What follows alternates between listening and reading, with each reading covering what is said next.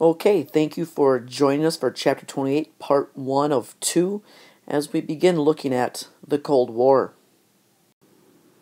Even before World War II had ended, the United States knew it was going to be at odds against the Soviet Union and Joseph Stalin once the war had concluded. In these next two lessons, we'll be taking a look at kind of the Cold War struggles during President Truman and Eisenhower's administrations. And what we witnessed was an ideological struggle that developed between the United States and the Soviet Union, where the Soviets came to kind of dominate what we call the Eastern Bloc, kind of those Eastern European nations that after World War II had succumbed to the spread of communism, taking them over. And the United States believed that it was the Soviets' goal to try to spread communism around the world. Well, on the other side of that, you've got Western Europe and the United States standing strong, trying to basically contain communism. An idea developed by George Kennan after World War II, which basically kind of said that the United States would do what we could to keep communism from spreading. After all, we take a look at the U.S. and we think of like democracy, free market enterprise, capitalism, and that's at odds against kind of the command economy of communism, where the government really kind of dictates how the economy runs and does away with many of the freedoms and rights that the United States stood for, both before, during, and after this time. And so really, there's kind of a fundamental disagreement at the beginning of the Cold War that involved the question of who would control post-war Europe. And in 1946, Winston Churchill had given a speech in which he talks about an iron curtain having descended upon Europe, and everything kind of east of there had fallen to communism, and was influenced by the Soviet Union. And so we see kind of Truman during this time then, really kind of taking a firm stance against the Soviet Union. And we'll take a further look at other things that increased some of those tensions. And part of those tensions that ensued during this time was kind of, partially, developed by the ensuing arms race that took place after World War II. As you recall, the United States had dropped 2 atomic bombs, one on Hiroshima and one on Nagasaki during the war. Well, the Soviets were, set at trying to kind of get their own atomic weapon, and they actually tested their first atomic bomb in 1949, which will eventually then the United States to increase their spending on defense, and also attempt to try to build a hydrogen bomb, which is 1,000 times stronger than the atomic bombs we had used. Eventually, we do develop the hydrogen bomb, as does the Soviet Union. And so, as we continue to build up these nuclear weapons, we become fearful that if the Soviets get too far ahead of us, they'd use theirs and strike against us, just like they feared, our building up of our weapons. And so you get this massive arms race where both sides are spending, billions of dollars to try to keep their own countries safe. Now, part of the tensions wrapped around the arms race kind of leads into another thing that increased tensions, and that's espionage during this time, as it was proven in the courts that Julius and Ethel Rosenberg had given atomic bomb secrets to the Soviets to help them in their pursuit of building their own atomic bombs. Now, eventually, these two are found guilty in 1951 after they were accused, tried, and convicted, and eventually executed for passing along those American atomic bomb secrets to the Soviet Union.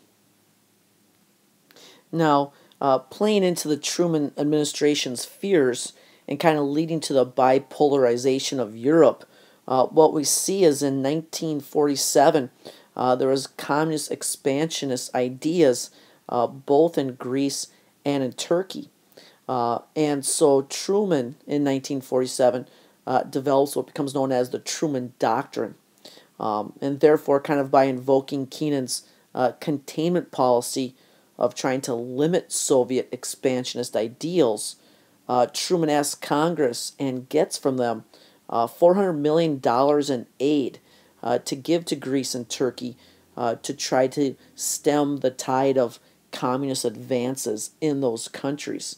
And really, Truman kind of says that, if Greece were to fall, it would open up the way for communism to spread throughout Europe, North Africa, and kind of throughout, lead into Asia as well, through the Middle East if Turkey then would fall as well.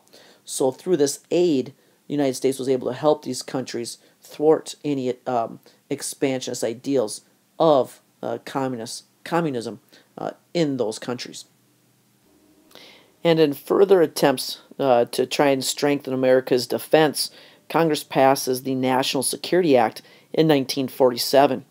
Now, what this does is create a new cabinet-level position and the Department of Defense, which would kind of supervise the different branches of the military to try to kind of unify their efforts, strengthening, the defense of the United States.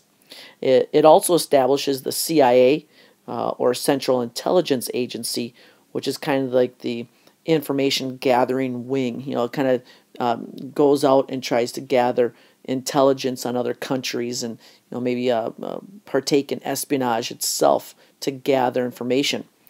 And a third piece was it created the National Security Council, which was made up of different groups of our Defense Department and military wings to try to advise the president on security issues.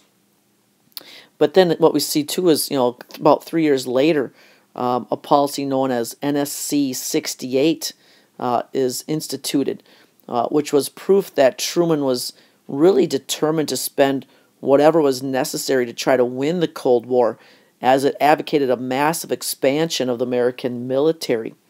And we can see that the amount of money we spend by the chart here increased dramatically in the kind of mid-1940s and into the 50s here. But we also witnessed that the Air Force does become the dominant wing of the military because of its ability to deliver nuclear payloads and strike quickly anywhere around the world. So our military and defense really kind of reorganized during this Cold War era in response to what was going on with the Soviets. But even as we were spending more and more money on our defense, in 1948, we do pass what becomes known as the Marshall Plan, named after the Secretary of State, George C. Marshall. And its name was actually the European Recovery Program, as it was meant to try to give money to nations that had kind of been devastated by World War II. And it even offered aid to the Soviet Union and those Eastern European nations, of which Stalin denied any of those countries accepting aid, thinking it was just the United States' way of trying to get mixed in and meddle in their affairs. But we do eventually spend roughly $17 billion over 4 years trying to rebuild infrastructure and business of Europe. And really what it does is it kind of helps to not just rebuild Europe, but stabilize them. And it also promotes trade with the U.S. and does eventually kind of help keep Soviet expansion at bay. However, kind of as one of the main responses to America's containment policy came in the way of the Berlin blockade, where Joseph Stalin was kind of hoping to get the Western world out of West Berlin and therefore out of his Eastern Germany.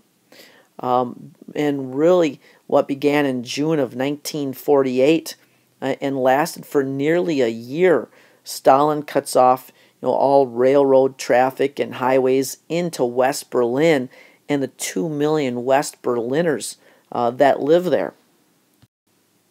So once the Soviets had sealed off the city, Truman he's not going to let the communists expand and take over West Berlin.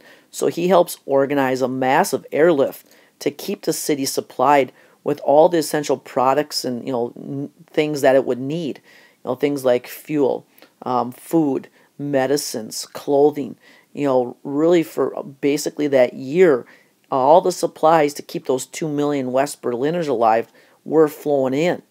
And you'll read a little bit more about this in your textbook, but it did lead to some tensions and fears, like what if some of those planes got shot down?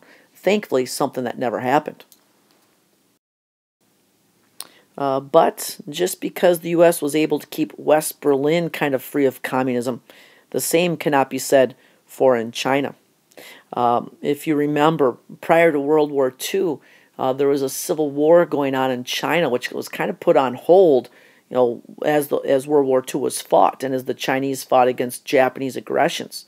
But after the war, their civil war kind of flares back up, and what we see is, Chiang Kai-shek, who the United States had supported, eventually loses to the communists and Mao Zedong. And by the fall of 1949, China was lost to communism, which again kind of fuels that fear of the spread of communism around the world, as we were fearful that China was lost to communism. What country might fall next? And as that fear played out, we kind of witnessed our second Red Scare. We had one after World War I where we were fearful of communism, but we have another one here after World War II, which was kind of led by a Republican senator from Wisconsin, Joseph McCarthy. Really, he helps fuel this Red Scare for about 4.5 years, as he was kind of looking into and led the charge to try to uncover communist agents and spies working both inside the United States and our agencies and around the world. But really, this fear of communism started even earlier than that. In 1946, there was created the House Un-American Activities Committee, which was meant to try to investigate and look for spies and people with communist sympathies working inside the United States.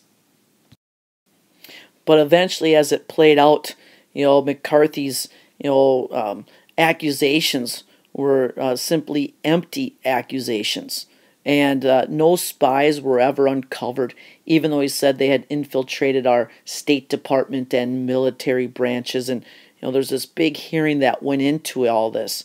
But as it played out, eventually, the Red Scare kind of goes away a little, and McCarthy kind of slips into anonymity again, and kind of loses his spotlight as the Red Scare basically kind of comes to an end.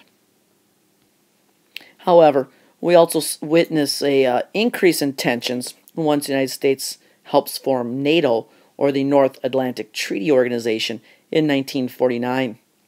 As it was kind of an extension, or of the containment policy that we had. Really, what NATO is kind of it's an alliance system where all these countries that had joined basically were looking for collective security. As they said, a strike against one of those countries would be considered a strike against all. And really, what it did was kind of extend the United States, atomic bomb strength and shield to all of our allies, so that if the Soviets ever attacked one of them, the threat of an atomic bomb strike back by the United States, was there. Again, trying to keep communist expansionists at bay. But really, all it did was kind of serve to intensify Soviet fears of the West, as it led to the Soviets creating their own Warsaw Pact in 1955, which was kind of their alliance system. And whereas the Soviets really didn't have much of an interest in looking to spread communism to Western Europe, it just kind of heightened more tensions, the fact that the U.S. had helped create this new NATO organization. But we'll take a look at further Cold War affairs in our next episode.